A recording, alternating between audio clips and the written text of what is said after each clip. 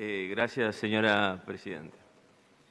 Creo que si esta instancia parlamentaria tiene ya alguna utilidad, la misma radica en primera instancia en homenajear a los médicos, al personal de salud, a enfermeros, camilleros, limpiadores, todos los que alrededor de los centros de salud hacen posible que este servicio se preste a la población. Porque muchas veces, transitando por la calle, hemos visto personal de la salud vestirse con esos uniformes celestes, y uno sabe que ese uniforme es un uniforme que se lo ponen cuando van a enfrentar un virus que puede ser mortal. Y realmente a uno lo llena de orgullo, a su vez de compasión y de admiración, el saber que todavía hay hombres y mujeres que ponen su vida, porque eso es lo que en definitiva están haciendo, para salvar la vida de los demás. Esa es gente que hace patria, esa es gente que desarrolla una actividad fecunda en favor de sus semejantes, y desde lo más profundo de nuestras convicciones tenemos que hacerle público nuestro homenaje y nuestro reconocimiento, porque ellos hacen patria. Y me viene a la memoria aquella frase de Aparicio Saravia en su carta a su hermano Basilicio cuando dice: patria no son aquellos histriones políticos que hacen de las prerrogativas del ciudadano nubes que el viento lleva. Parece mentira que un guerrero, un gaucho, con ese tono poético, dijera algo que es una verdad de a puño. Hay mucho histrionismo político y a veces poca sinceridad en lo que se dice. Esta interpelación para mí reúne tres características: es inútil, es inoportuna y yo diría que es indignante. Es inútil porque a lo largo de esta enorme cantidad de horas que le hemos dedicado, no ha resultado, yo creo, absolutamente nada positivo.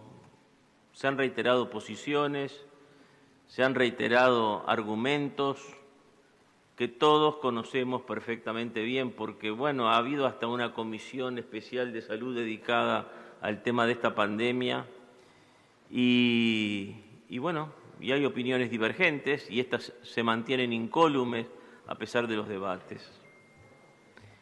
Es inoportuna porque, quizás hace 2 o 3 meses un llamado a sala de este tono hubiera tenido algún sentido, pero hoy, cuando toda la población, yo creo que sin distinción de bandería, se da cuenta que han bajado dramáticamente la cantidad de camas de CTI ocupadas, cuando afortunadamente ha bajado, y digo mal afortunadamente porque eso ha sucedido por la obra de los equipos de salud, encabezados por el ministro Salinas, ha bajado dramáticamente el número de muertos. Cuando todos los indicadores son positivos, yo creo que ya no hay nada que discutir. Es evidente que la acción en materia de salud de este gobierno ha sido acertada. Y yo creo que es indignante y lamentablemente tengo que ratificar que comparto las opiniones de senadores preopinantes que han dicho que se ha pretendido echarle al gobierno los muertos. Y los muertos han sido una desgracia que el país ha afrontado, que han afrontado decenas, por no decir centenas, miles de personas en este país, que nadie puede decir que sean evitables. Estamos frente a una pandemia, una más en la larga historia de pandemias que ha sufrido la humanidad. Nuestra generación es la única que reconoce seguramente, aunque bueno, yo recuerdo siendo pequeño la epidemia de poliomielitis que también aterrorizó al Uruguay en la década del 50, pero con la madurez de los años debo decir que nunca tuve que afrontar una situación tan dramática como la que se ha vivido en este año y pico que viene corriendo. Y es indignante porque además yo pienso que tendríamos que preguntarnos si el gobierno no salvó vidas en lugar de ocasionar muertes. Yo creo que el gobierno salvó vidas. Eso es lo que nos demuestra la comparación de las cifras nacionales con la comparación de países como Italia, España, la Argentina, el Brasil, tan ligados a nuestro ser nacional.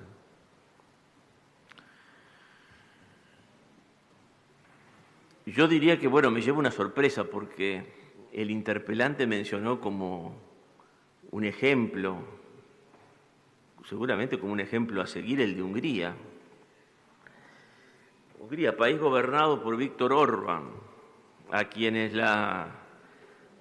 el globalismo de izquierda y de derecha califica de neofascista, de homófobo y de xenófobo y de cuanta fobia le pueda caber, ¿no?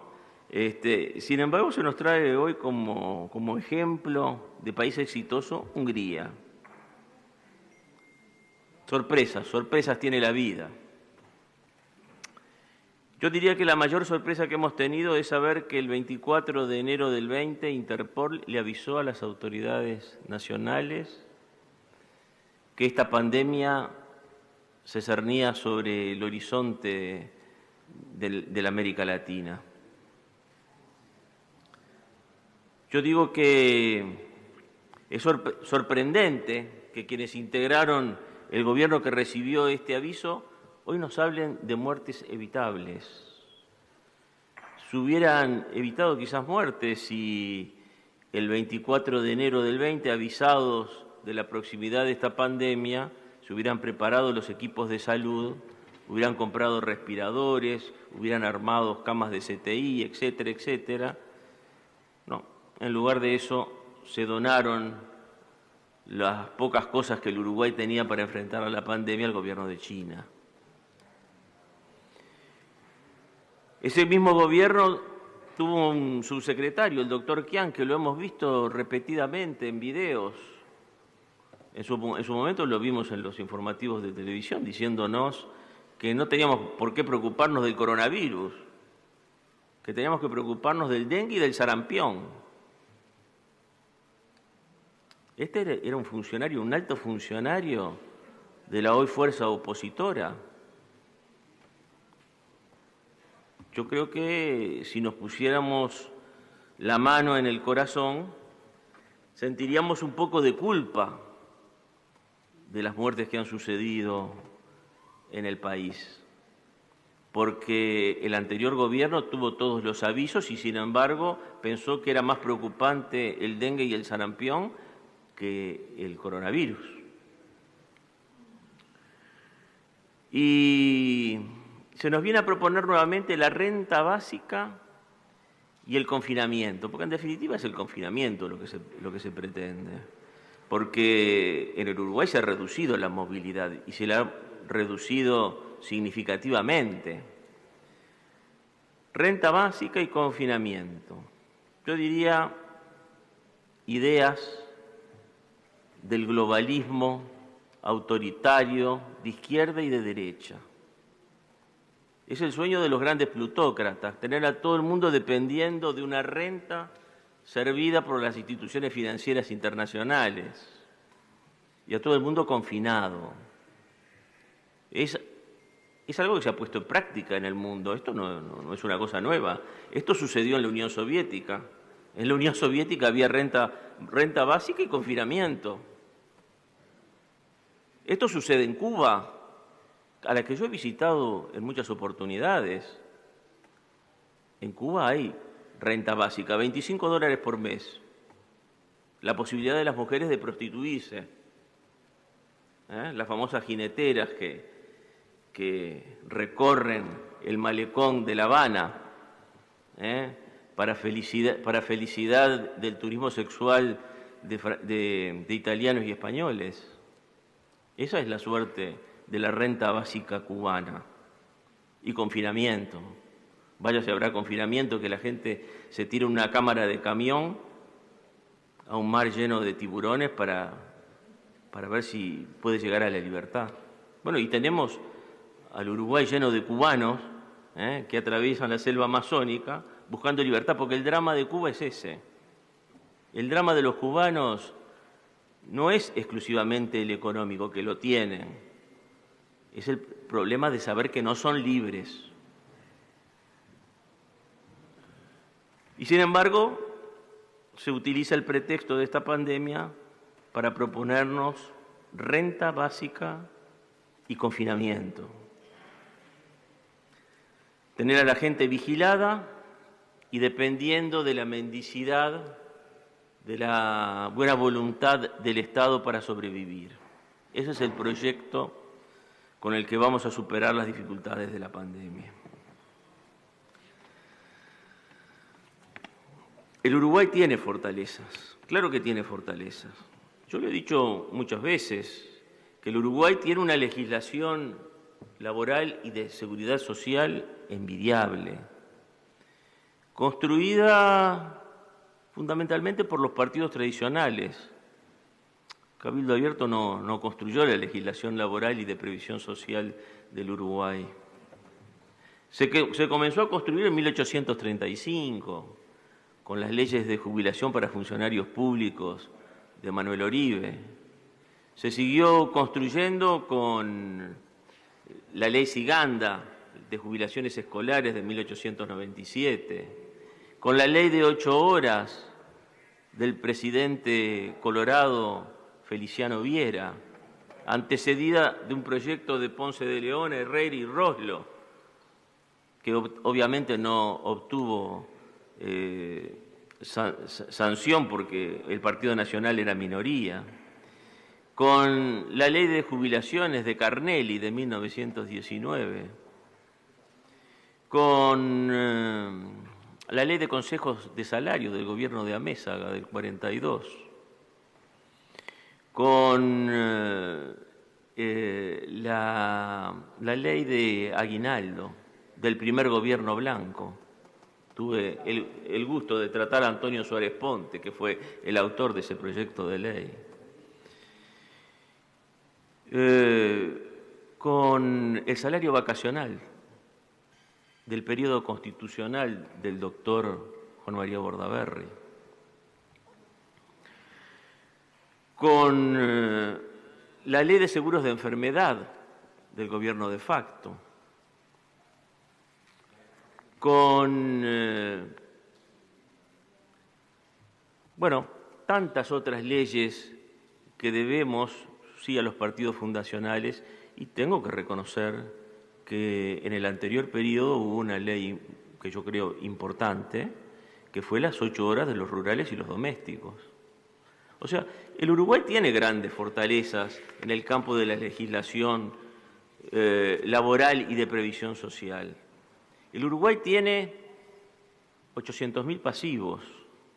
En el Uruguay, a pesar de la pandemia, hubo 800.000 pasivos que mes a mes recibieron sin retaseo ninguno la prestación de seguridad social que reciben del Banco de Previsión Social o de las cajas paraestatales o de los servicios de retiro policial y de las Fuerzas Armadas.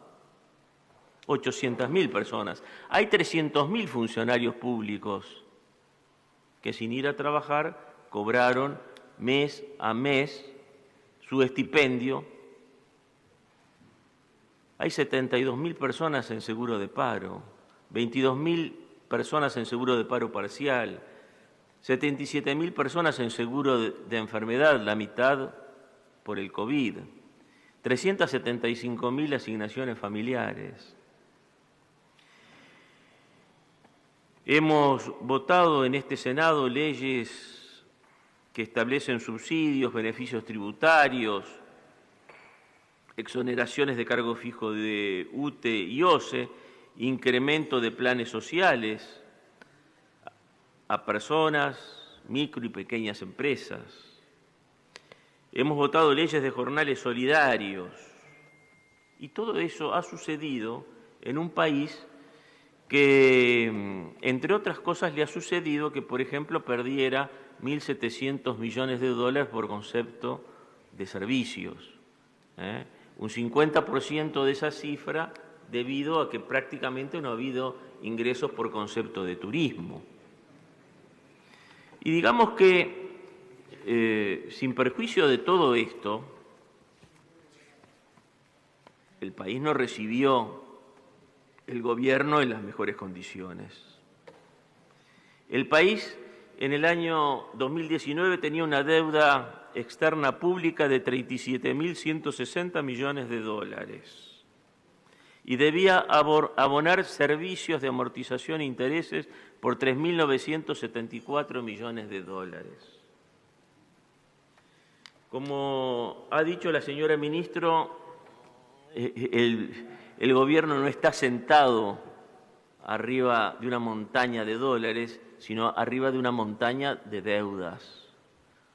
Porque estas deudas se generaron porque, como bien dijo el exministro de Economía, Danilo Astori, el gobierno de entonces tuvo una muy mala política de gastos, una muy mala política de gastos. Y esta es una deuda que pesa como una mochila llena de piedras sobre la espalda de nuestros compatriotas de esta generación y de las futuras generaciones. Y esta deuda externa que en algún momento se dijo había que repudiarla por ilegítima, hoy la contratación de la misma favorece a esos ricos, a esos privilegiados, que viven de los bonos del Tesoro, de la deuda pública, a los que el gobierno de entonces no le colocó ningún impuesto, ningún tributo, no le exigió ninguna contribución, porque durante el anterior gobierno se produjo la mayor concentración de la propiedad rural de la historia del país. Y esto lo vamos a repetir 1000 veces, porque quienes propiciaron la reforma agraria nos hicieron heredar un país donde hay empresas multinacionales, fondos de inversión extranjera, etcétera, que tienen 200.000, 300.000, 250.000 hectáreas. Porque también durante estos años se ha producido un fenómeno muy particular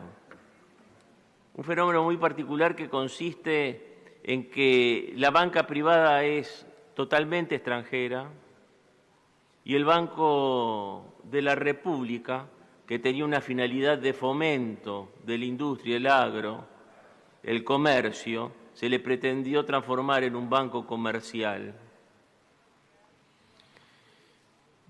Y lo peor de todo, que se le permitió a la banca transferir sus dineros a financieras que explotaron de manera que merecería calificarse de usuraria y que solo la legislación uruguaya por el momento viene aceptando, cobrando tasas absolutamente increíbles en el mundo.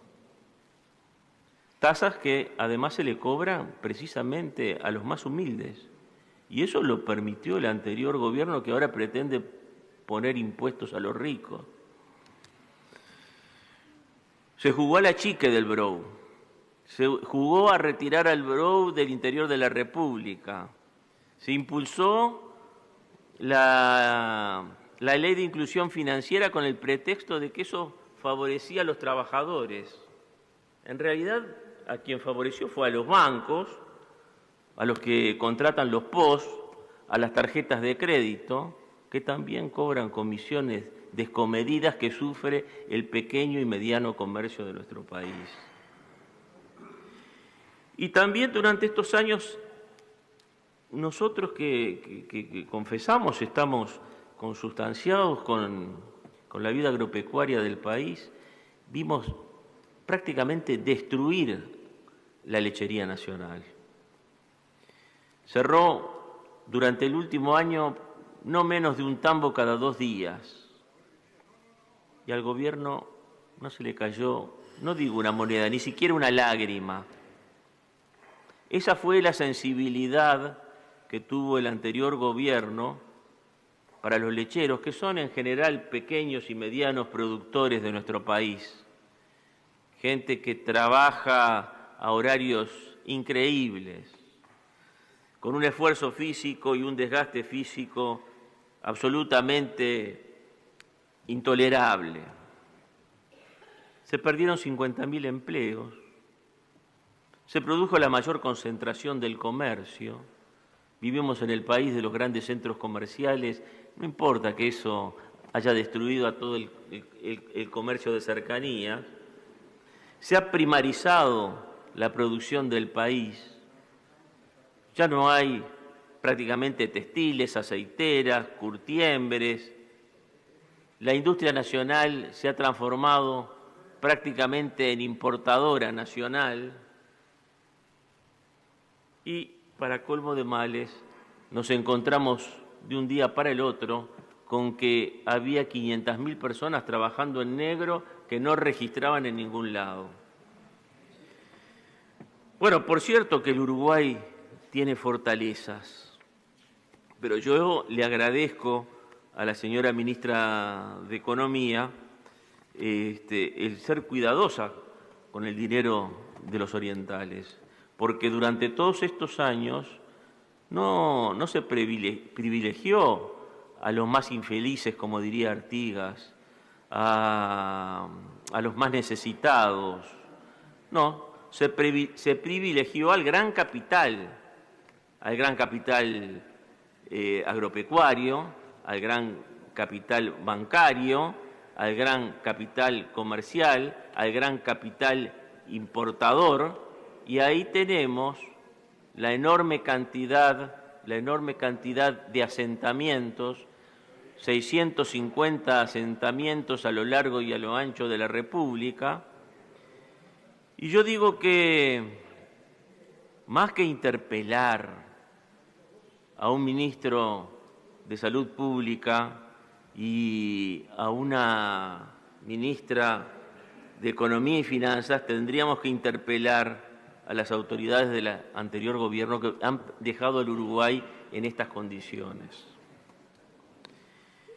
Yo tengo que decir, la verdad, que me llama poderosamente la atención que esta interpelación se realice en un momento en que el Uruguay tiene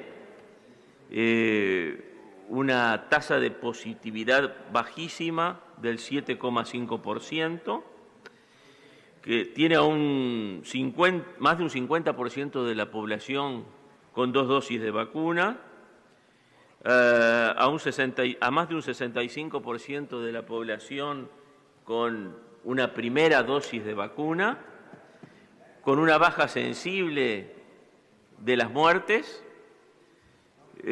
con una baja sensible de las camas de CTI ocupadas. Así que yo me voy a permitir agradecerle a los señores y señora ministro interpelados, porque creo que han cumplido hasta el presente una excelente gestión. Y creo que esta Cámara debería felicitarlos por la labor realizada hasta el presente. Muchas gracias, señora presidenta.